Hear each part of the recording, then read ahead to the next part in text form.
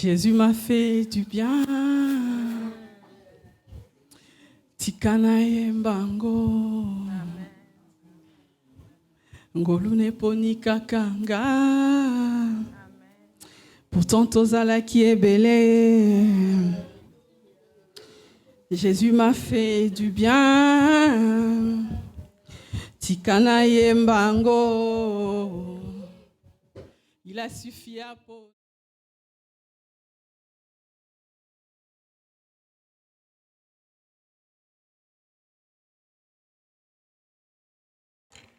Je bénis les Seigneurs d'être là parmi vous ce soir. Et sachez que c'est un grand jour pour moi parce que c'est ma toute première fois de faire ces témoignages. Seulement, je suis un peu stressée. Je n'ai pas l'habitude de m'exprimer devant autant de monde. Et j'espère que le Saint-Esprit va m'assister. Ça va aller. Vous savez, avant de commencer, j'aimerais dire deux choses. Premièrement, c'est de demander pardon à Pasteur Jean-Claude. Parce qu'il y a une partie dans ces témoignages où je n'étais pas d'accord avec lui. Et sans savoir que j'étais en tort. Du coup, j'avais Kohimaïma. Voilà.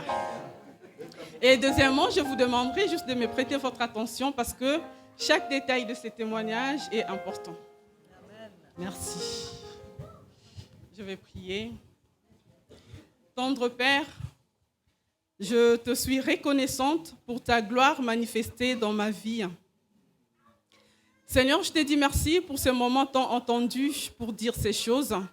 Et laisse que ton Saint-Esprit m'assiste, qu'il me guide, qu'il me donne des mots et paroles pour ne rien oublier. Seigneur, que ce témoignage puisse édifier ton peuple. Que ce témoignage apporte du réconfort, apporte de l'espoir, de la motivation là où il n'y en avait plus. Et toute personne qui écoutera ces témoignages, si elle se retrouve dans cette situation, Seigneur, que ta grâce particulière, je dis bien particulière, la localise. Au nom de Jésus-Christ. Nous pouvons acclamer les Seigneurs.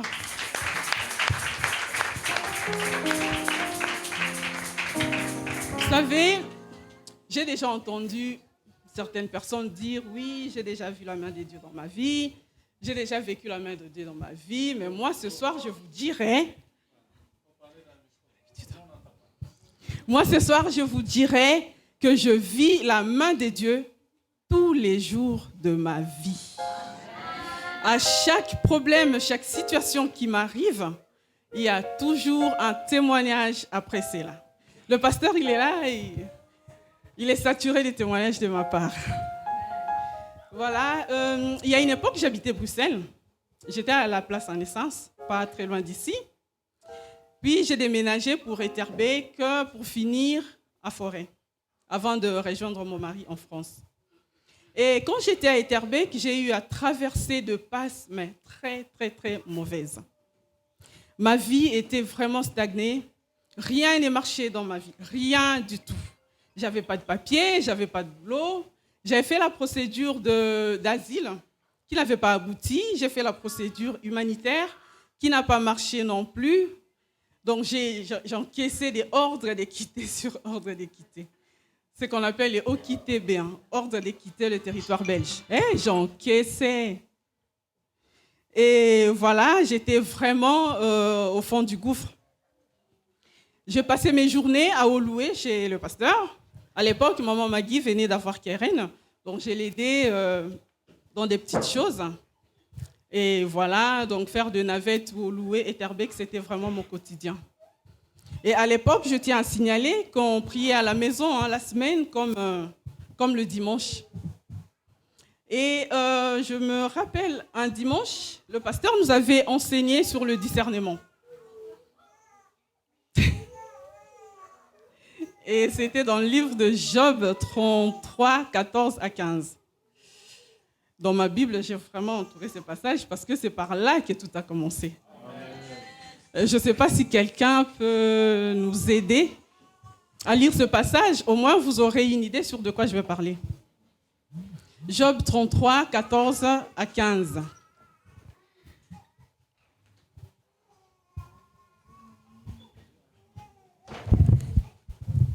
Maman Nana. Je lis au nom de Jésus. Amen. Job 33, 14 à 15. Dieu parle cependant, tantôt d'une manière, tantôt d'une autre. Il en y prend point garde. 15. Il parle par des songes, par des visions nocturnes, quand les hommes sont livrés à un profond sommeil, quand ils sont endormis sur leur couche. La parole du Seigneur. Amen. Le soir donc, de ce jour-là, je suis rentrée chez moi. La nuit, je dormais. Puis je fais un rêve. Et dans ce rêve, bien aimé, je me voyais porter un bébé. C'était une fille. Elle était très jolie. Elle avait beaucoup de cheveux. Et franchement, j'avais un amour très profond pour ce bébé-là. Je passais vraiment mon temps à l'admirer. Elle était tellement jolie. Et à côté, il y avait Keren. À l'époque, elle ne parlait pas. Donc, du coup, voilà, elle essayait de grimper sur ma jambe. Elle me tirait sur le vêtement. C'est comme si elle voulait me faire passer un message. C'est comme si elle voulait me dire quelque chose. Elle me tirait tellement sur le vêtement. Et moi, j'avais porté toute mon attention à admirer le bébé que je portais. Et à un moment donné, Keren, elle s'est fâchée. Elle s'est mise par terre et elle a commencé à pleurer. Et moi, j'ai voulu juste calmer la situation. Je la rassurais. Je lui disais, ben non, Kéké, il ne faut pas pleurer parce que celle-ci, c'est ta petite sœur. Si je la dépose, elle aussi, elle va pleurer. Et Kéké qui pleurait, en me regardant droit dans les yeux, c'est comme si elle voulait juste me dire quelque chose. Mais moi, tout ce que j'avais compris, c'est qu'elle n'était pas d'accord que quelqu'un d'autre prenne sa place dans mes bras. Je me suis réveillée. Calmez les enfants, s'il vous plaît. Je suis restée dans mon lit et j'ai commencé à analyser chaque détail de ce rêve. J'ai vu un bébé. J'ai vu quelqu'un qui pleurait, c'est comme si elle voulait me dire quelque chose, j'ai vu tout cela. Je me suis rappelée du message de pasteur sur le discernement. J'ai dit, pasteur nous a enseigné sur le discernement. Kososola. Et la Bible nous dit, Dieu nous parle tantôt d'une manière, tantôt d'une autre. Et il nous parle parfois par des visions nocturnes. Celle-là, ce n'est pas un simple rêve. Ça doit être une vision de la part du Seigneur. Peut-être Dieu est en train de me demander de faire un enfant, puisque je n'avais pas de papier. Comme ça, je pourrais trouver quelqu'un pour le déclarer. Et puis comme ça pourrait booster les choses au niveau de l'Office des étrangers. Bien aimé, cette idée m'est restée dans la tête. Toutes mes pensées, ma vie tournait autour de cette idée. J'ai dit, ah ouais, Dieu ne passe pas à côté. Cette procédure, j'y pensais même pas. Mais lui-même, il m'a montré que je devais passer par là. Et soit sur un certain Dieu, je ne te décevais pas. Voilà. Et je me suis mis à louer, à bénir. J'ai jeûné, j'ai prié. Et voilà, franchement, cette idée, c'était vraiment la bienvenue parce que c'est la seule qui me restait, quoi. Et tout de suite, je me suis lancée de moi, je ne concevais pas. Je me suis dit, peut-être qu'il y a un problème. Je suis allée voir mon médecin traitant, Dr Mbungani. À l'époque, il avait son cabinet à côté du couloir de la mort à Matongé. Le médecin qui m'a prescrit un traitement avec de vitamines pour une durée de 3 mois. J'ai fini mon traitement et ça n'a pas marché. J'ai redoublé la durée du traitement, ça n'a pas marché non plus. Je me suis dit, sûrement, il y a un gros souci. Je retourne voir le médecin. Cette fois-là, il m'a dit, écoutez, madame, il va falloir pousser les examens un peu plus loin. Là, il m'a orienté voir un gynécologue à l'hôpital Erasme. Je me rends à Erasme. J'ai vu les gynécos. Alors, ce dernier, il m'a demandé de pratiquer un examen qu'on appelle la salpingographie. Alors, la salpingographie, si je peux vous expliquer, si vous tapez juste salpingographie sur Google, je pense que tout y est. Et voilà, en fait, c'est une radio sous surveillance échographique. Ça permet de voir la perméabilité au niveau des trompes. Et cet examen-là est très douloureux, très, très douloureux. Je ne sais pas s'il y a des femmes dans la salle qui sont passées par là. C'est vraiment très douloureux cet examen. Et ça se pratique sans anesthésie. J'ai fait l'examen et Après, j'ai eu des résultats comme quoi j'avais le 2 trompes bouchées.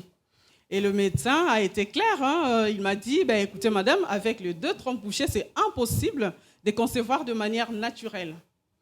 Et il n'y a pas un autre traitement que la chirurgie. Il m'oriente voir le docteur Bouchela à Erasme. Voilà, j'ai vu le chirurgien et celui-ci, il m'a rassuré. Mais vraiment. Il me dit, madame, votre cas n'est pas si grave que ça, hein, je suis sûre. Après l'opération, tout ira bien. Il m'a tellement mise en confiance que je me suis fait opérer. Et à mon réveil, il était là pour faire son compte rendu. À l'époque, j'avais 26, 27 ans, quelque chose comme ça.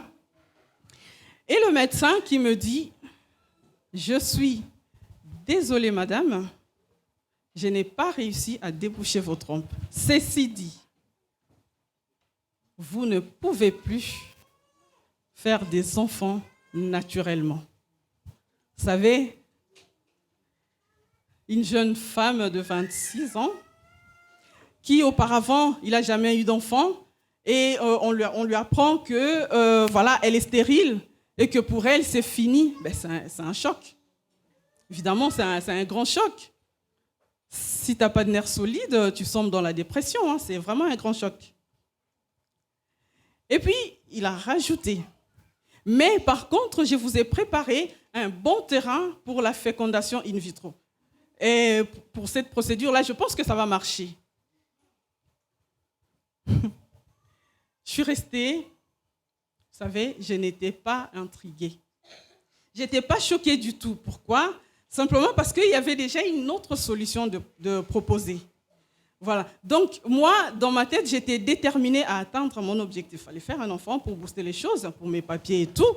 Donc, je me suis vraiment focalisée sur cette procédure-là. Et c'était ma dernière procédure. C'était ma seule chance, c'était mon seul espoir qui restait, c'est cette procédure-là. Donc, je suis restée focus sur ça. Et du coup, vu qu'il y avait déjà une autre solution, ça a atténué un petit peu le choc du précédent, du mauvaise nouvelle, en fait. Voilà, donc je me suis penchée sur la fécondation in vitro. Après mon hospitalisation, j'ai commencé le traitement du fécondation in vitro. Alors, la fécondation in vitro, entre parenthèses, on va appeler ça la FIV, F-I-V. Au fait, pour explication, je ne suis peut-être pas mieux placée pour tout vous expliquer ce soir. Hein. Et je pense que si vous allez sur Internet, tout y est. Donc voilà, comme ça, j'ai commencé le traitement et la fécondation in vitro. Et ce n'est pas de l'eau à boire. Non. C'est très lourd, le traitement de la fécondation in vitro. Tous les jours, injection sur injection. Je ne sais pas s'il y a des femmes qui sont passées par là. Hein. Injection sur injection tous les jours. Voilà, échographie sur échographie. Le médicament, n'en parlons pas. En fait, il y avait quelque chose tous les jours. J'ai fini mon traitement. À la fin, ils ont réussi à prélever 12 ovocytes et à féconder 9 embryons. Il fallait maintenant passer à l'étape suivante. C'est l'étape de transfert d'embryons dans l'utérus. Et c'est vraiment par là que j'ai eu vraiment besoin d'un soutien des prières. Parce que Dieu devait mettre sa main dans cette procédure pour que ça marche. Du coup, je suis allée voir mon pasteur Jean-Claude. Voilà, j'ai expliqué le problème. Voilà. Et il n'était pas comme d'habitude, quoi. C'est comme s'il n'était pas intéressé. C'est comme si il n'écoutait pas. Il m'a juste dit, voilà ma fille, on va prier le Seigneur et puis on va voir comment il va nous orienter. Et point barre. On n'a même pas prié et puis il m'a laissé comme ça.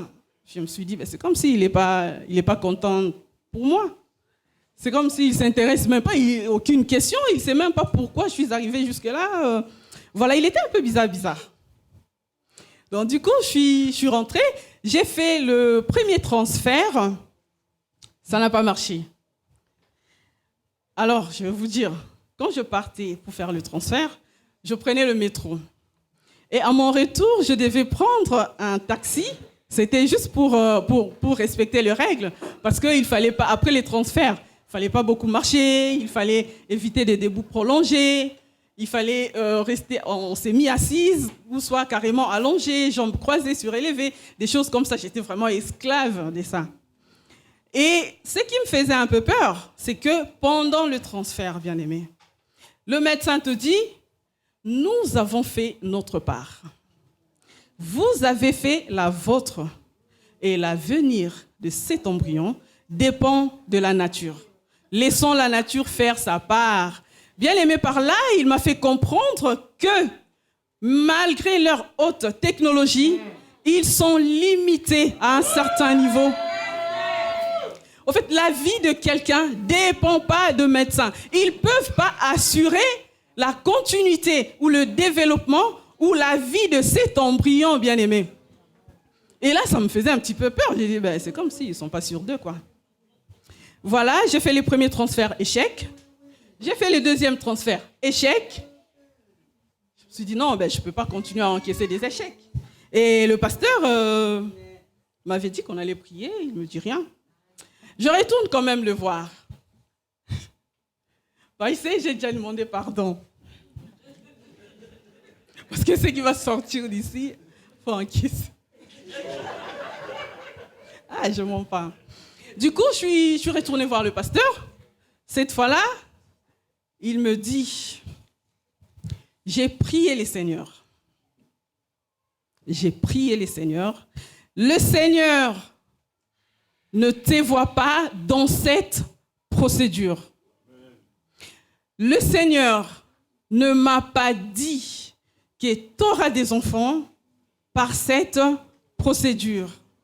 Le Seigneur ne m'a pas dit que tes enfants proviendront de cette procédure. Alors ma fille, encore un peu de patience. Dieu sait comment il fait les choses. Et je ne sais même pas s'il se souvient de ce qu'il m'avait dit. Et bien aimé, figurez-vous, j'avais déjà commencé le transfert. Donc j'étais déjà dans la procédure. Et lui, il vient me contrarier, il vient me dire des choses comme ça.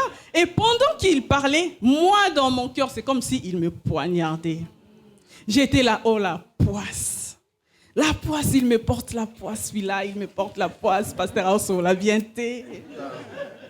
Non, mais il me portait la poisse, il me décourageait. Les Congolais, ils ne vont jamais changer, les Congolais. J'étais là en train de coïma, il m'a bien aimé pendant qu'il priait. Et du coup, j'avais qu'une seule envie de me barrer. Voilà, je devais partir de là-bas. Amen, amen. Je me suis levée et je suis partie.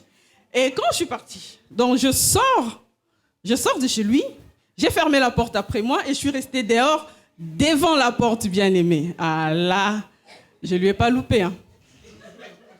Je lui ai dit, so comme une église. Au Kouti, une église, on a pasteur, église, on a ça jeune. Milinga na milinga. Il n'y a rien de bon, il n'y a rien de bon. Non, mais comment il peut être contre la volonté de Dieu? Lui-même, il nous a enseigné sur le discernement. Ngai na sosoli. Si on y a zoboyango. Vraiment. J'ai dit, non, moi je suis là, je n'ai pas de papier, je ne travaille pas, je viens prier ici. Personne ne fait rien pour moi, l'église ne fait rien pour moi. Lui-même, le pasteur, il ne fait rien pour moi. Et moi, je suis en train de me chercher, je me bats pour ma vie.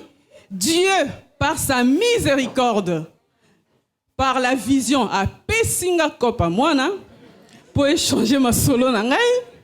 Je suis allée le chercher, c'était juste pour prier pour ma procédure. C'était pas pour avoir un avis quelconque, non. C'était pour qu'il prie pour moi. Et lui, tout ce qu'il trouve à me dire, Chévez, Zambe, Moniote, Nanzela wana, Nande Ninivie.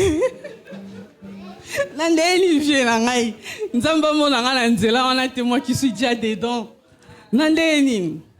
Non, lui, il est content de me voir tous les jours chez lui, en train de garder ce petit, pour au final manger les jambonons et les ngaïngaï de maman. Non. J'ai dit, puisque c'est comme ça, puisqu'il est contre la volonté de Dieu, parce que moi, j'aime pas les pasteurs qui sont contre la volonté du Seigneur, là, c'est clair. J'ai dit, puisque lui, il est contre la volonté de Dieu. Et façon dont mes 2 pieds sont sortis de là, et là, j'ai montré la porte, Le jour où ils vont y retourner, J'ai pris les escaliers, je suis partie. Et tout le long de mon trajet, hein, j'ai ima, Nzela, Nazo, ima. J'ai dit, ben non, ça ne se fait pas. Comment un pasteur peut être contre la volonté du Seigneur? Lui-même, il nous a enseigné sur les discernements. Et voilà. J'en voulais même à la personne qui m'avait présenté le pasteur. J'ai dit, ben, je lui avais dit, hein, bah, pasteur, bah, jeune, il faut se méfier.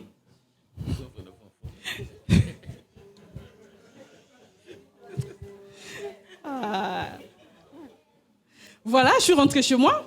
Après, vous savez, la vie d'une chrétienne, prière, église et tout, je ne pouvais pas rester sans rien faire. Je me suis dit, je n'ai pas eu d'autre choix que d'y retourner là-bas. J'ai dit, ben, je vais retourner prier, mais cette fois-ci avec une décision.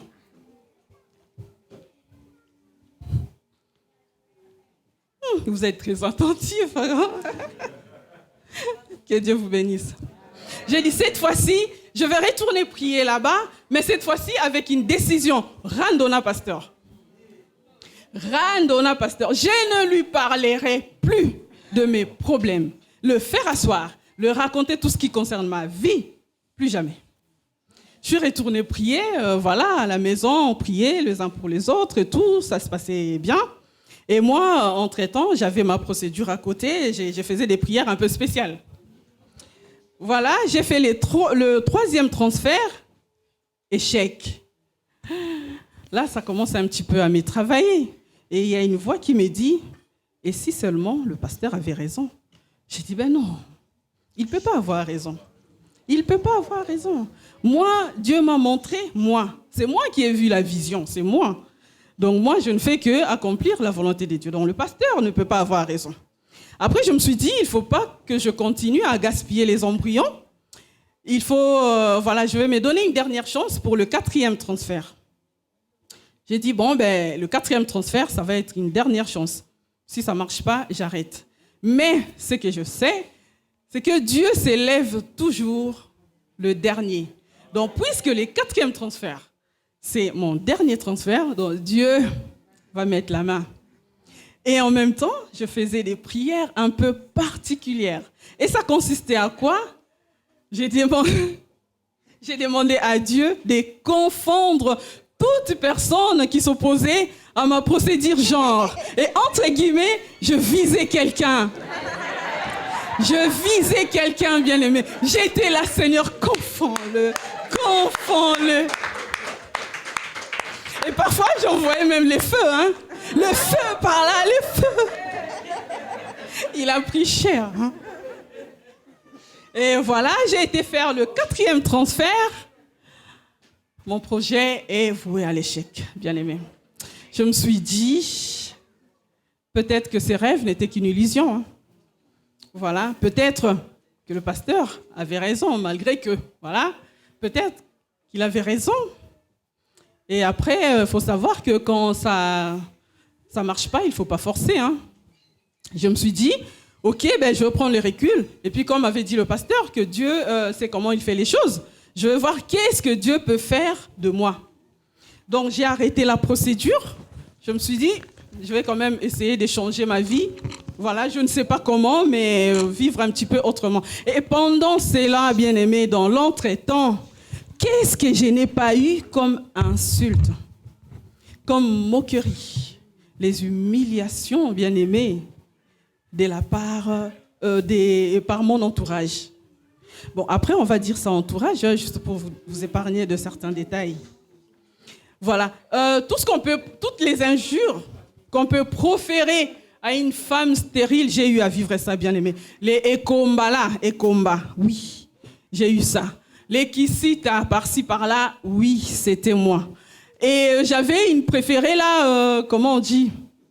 Amela Milang. Hey, celle-là, c'était vraiment ma préférée. Quand on m'insulte, Amela Milang a beau t'arrêter, hein, j'adorais. Donc si j'entends pas ça une journée, c'est comme si je vis pas.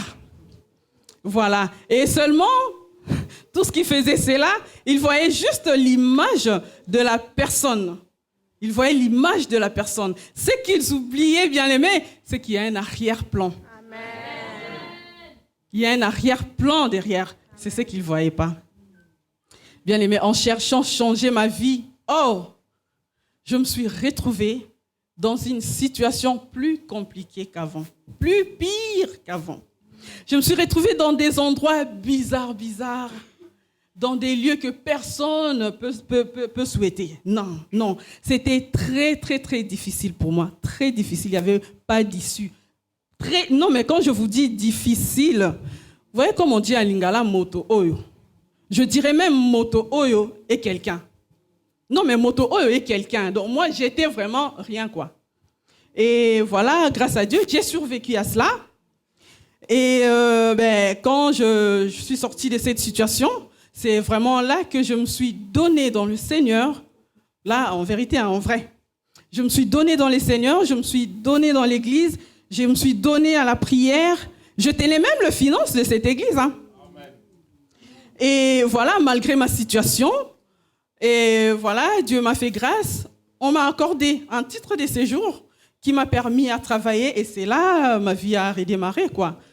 J'ai commencé à déménager du Liège-Aride. Hein. J'ai trouvé un superbe appartement à Forêt, qu'on appelait 5 étoiles. Voilà, j'ai acheté une voiture, le pasteur m'a appris à conduire, j'ai passé mon permis. Non, mais tout était nickel. J'ai même appelé l'hôpital Erasme pour détruire le 5 embryons qui restaient. Vraiment, j'ai réformaté ma vie. Et voilà, comme je devais rejoindre mon mari en France, donc je suis partie en France. J'ai tout laissé ici. Arrivée en France, j'avais un rendez-vous après 2 semaines. Je devais répondre à un rendez-vous à Bruxelles. Donc, je suis venue en train. Et c'est la sœur divine, la maman d'Ozana, qui est venue me chercher à la gare du Midi. Et une fois dans sa voiture, elle m'a dit « Ah, Yaya, j'ai beaucoup pensé à toi. Je t'ai vu dans mon rêve. » Je lui ai dit « Mado, les rêves, je sais qu'une fois, ça m'a poussé à faire n'importe quoi. J'ai dit n'importe quoi à cause des rêves. Il faut te méfier. » Elle me dit « Si, je t'ai vu, tu étais enceinte. » Et il y avait quelqu'un qui essayait de retirer l'enfant dans ton ventre. Et moi, j'étais là, je priais pour toi, je priais pour cet enfant. Et je criais fort au nom de Jésus. Et la personne a lâché la prise, elle est partie. Je l'ai regardé. Je lui ai dit, Mado, tu vois, moi, les histoires des bébés, des enfants, il faut m'enlever des dents. Il faut m'enlever des dents parce que moi, après, je ne lui ai pas dit. Comme ça, hein, donc je me disais dans mon cœur, je dis, moi le médecin, ils ont déjà diagnostiqué, hein, c'est carré, c'est bon, donc moi je ne suis plus dans ces affaires-là. Voilà, et le soir après mon rendez-vous, je suis retournée en France. Cette nuit-là, bien aimée, je n'ai pas dormi. J'avais super mal au ventre, très mal au ventre. Ça s'intensifiait de plus en plus. Hein. Je pensais même que c'était peut-être des menstrues, mais non. Au petit matin, je supportais plus la douleur. J'ai appelé mon mari qui était déjà parti au travail. Je lui ai dit, écoute, papa, j'ai très mal au ventre. Je pense qu'il faut que j'aille à l'hôpital. Mon mari qui me répond, ah, maman, yo, Uchikoya. T'es même pas encore en règle avec tes papiers. Sache que si tu vas à l'hôpital, on va devoir payer la facture. Je lui ai dit, je préfère encore aller mourir devant l'hôpital, comme ça va être non-assistance en personne en danger, que de crever seule à la maison. J'avais pas de papier, hein, j'ai pris juste mon livret de famille et j'ai appelé ma belle-sœur, elle m'a accompagnée à l'hôpital. J'arrive à l'hôpital, c'était aux urgences. Ils m'ont reçu, j'ai eu des premiers soins, voilà. Et à un moment donné, il y avait 2 médecins qui faisaient des remises et reprises. J'ai pas compris. C'était juste devant la porte de la salle où j'étais. Et après, c'était le tour d'une infirmière qui débarque comme ça avec une perfusion. Je lui ai demandé c'était quoi. Elle me dit non, c'est juste des antidouleurs. Comme vous allez être transféré vers un autre hôpital, le médecin m'a demandé de placer cette perfusion pour vous soulager pendant le trajet. Ah, je vais être transféré pourquoi? Non, c'est rien de grave, c'est juste par rapport à votre état. Bien, merci. Quel état? Ah, vous n'êtes pas au courant? Un instant, j'arrive. Puis elle est partie. Eh, bien aimé, je savais que je mourrais. Je me suis dit, ça là, c'est la mort. Parce que tout ce que j'ai vécu là, pour arriver en France, et vivre encore ça, non, je sais que je vais mourir. Mais après, vous savez, quand on est déjà abonné aux mauvaises nouvelles, plus rien ne nous effraie. même pas la mort. Voilà. Je me suis dit, Seigneur, je sais que je vais mourir, mais fais en sorte que je ne souffre pas, parce que la douleur, moi, je ne supporte pas. Que je meure apaisée, quoi. Et pendant que je priais, il y a le médecin et l'infirmière qui sont arrivés. Le médecin qui me regarde, bien-aimé, contre toute attente, il me dit, vous êtes calme. Merci. Merci. Le médecin me dit, félicitations madame, vous êtes enceinte, mais vous...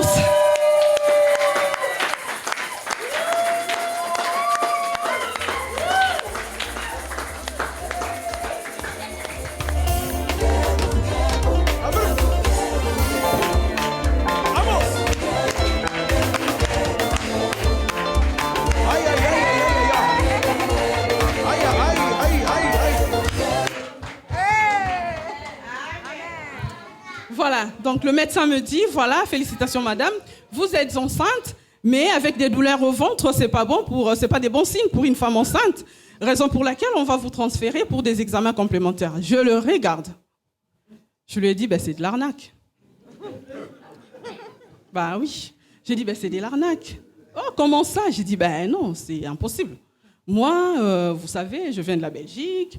Et ça fait 2 semaines que je suis en France, donc ma situation de la Belgique n'a pas changé. Je suis partie de la Belgique avec mes 2 trompes bouchées. Voilà, et j'arrive en France, je n'ai pas vu le médecin, je n'ai pas suivi des traitements, donc ma situation est restée intacte. Vos collègues de la Belgique, ils m'ont même fait une attestation de stérile, voilà, moi je ne peux plus. Et j'ai même fait la fécondation in vitro qui n'a pas marché, donc c'est impossible que je sois dans cet état-là. Il me dit, écoutez, madame, nous, on a fait la prise de sang, nanani. J'ai dit, écoutez, je sais que là où vous me transférez, les médecins là, ils vont dire autre chose. Parce que moi, ma vie, c'est du positif au négatif. Là, c'est moi. J'évoluais jamais. Donc, c'est que du positif et je descendais. Voilà. Après, il m'a dit, OK, bon courage. Je suis partie dans l'autre hôpital. J'ai été reçue par un médecin. J'étais là sur la table d'échographie. Et le médecin qui m'examinait, il a démarré l'échographie. Puis, il me dit, félicitations, madame. Vous voyez le petit truc qui clignote sur l'écran? C'est le battement des cœurs de votre enfant.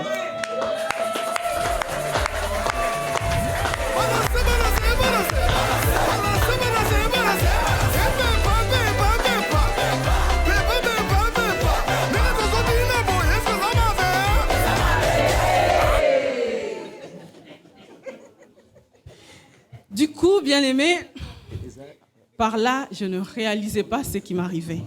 J'ai senti juste un poids tomber sur moi là. J'ai senti un poids au point que j'étais vraiment tétanisée, bien-aimé. Comme avait dit l'homme de Dieu au J4 de 7 jours de gloire, il a dit le poids des dieux, c'est la gloire des dieux. Il a encore rajouté que notre Dieu, c'est pas un Dieu de mots de tête où tu prends du dafalgan et ça passe. Non, c'est les dieux des situations compliquées. C'est les dieux des situations irrécupérables. C'est les dieux des cas impossibles. C'est les dieux de là où l'homme est limité. Là où le médecin, on dit qu'ici, là, c'est fini. Et les dieux viennent prendre la relève, bien-aimé. Et j'étais là. J'arrivais même pas à bouger, j'étais immobile. J'étais tétanisée. J'ai juste fixé sur l'écran d'échographie et j'étais là, immobile, bien aimé. Le médecin pensait que j'étais en train de faire une crise et a commencé à me secouer. Madame Magnier, vous m'entendez? Je l'ai regardé. Je lui ai dit, tout va bien. Si seulement il savait ce qui m'arrivait, bien aimé. Jésus m'a fait du bien. Tikana yembango ngolune ponika kanga pourtant tozala qui est belé. Jésus m'a fait du bien. Tikana yembango Il a suffi à ponanga. Ah, botikanga na yemba. Po ayo kinga mawa. Ngolo ekutaki solo nanga na zolela.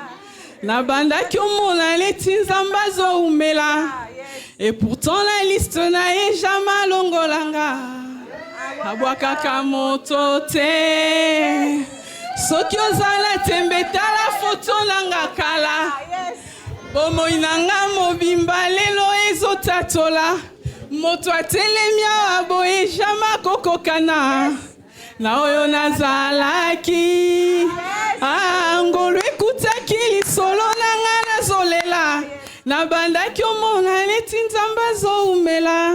Et pourtant la liste na e jama longolanga. Abwakaka moto te. Soki ozala tembeta la foto nanga kala. Bomo inanga mobimba lelo ezotatola. Moto ate.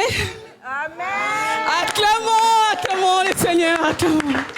Non, c'est trop fort. C'est trop fort, bien-aimé, c'est trop fort. C'est trop fort, c'est trop fort. Je suis rentrée chez moi. Voilà. J'ai appelé mon mari. J'ai appelé ma mère. Maman na likambu sikoyo. Il fallait affronter les pasteurs. Après tout ce qui s'est passé, il fallait affronter les pasteurs. Oh, j'ai eu honte. J'ai eu honte. J'ai dit, ah ouais, il avait raison. Il avait raison, Moutoua Batou, il avait raison. C'est vraiment Dieu qui lui avait parlé. Machinalement, j'ai mis en doute tout ce qu'il me disait. Alors qu'il ne faisait que jouer son rôle, il était pour rien, pasteur. Pardon, Vaïsé, pardon. Non. Après, il y a une voix qui me dit, peut-être qu'il a déjà oublié ce qu'il t'avait dit. Vas-y, appelle-le. J'ai pris le téléphone, j'ai appelé. Shalom, papa, shalom. Ça va. Maman, elle n'est pas là? Si, maman. J'ai dit, bon, ok, vous faites un colis, des tondolo, et vous envoyez par la poste. Ouh, c'est tout le monde qui sautait là-bas. C'est tout le monde qui criait, ça louait, ça... Voilà. Et voilà, Dieu m'a fait grâce. J'ai mené à terme ma grossesse. Et voilà, j'ai accouché d'une fille. Et j'ai accouché, bien-aimé. J'ai regardé ma fille. J'ai eu des chairs d'épaule. En fait, c'est la fille que je portais dans mon rêve. Exactement.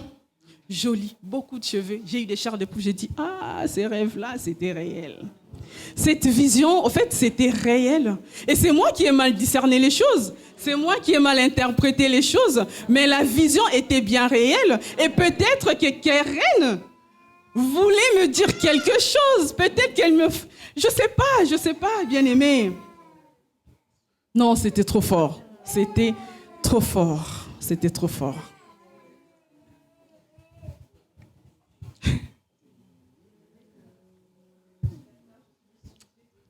Oh!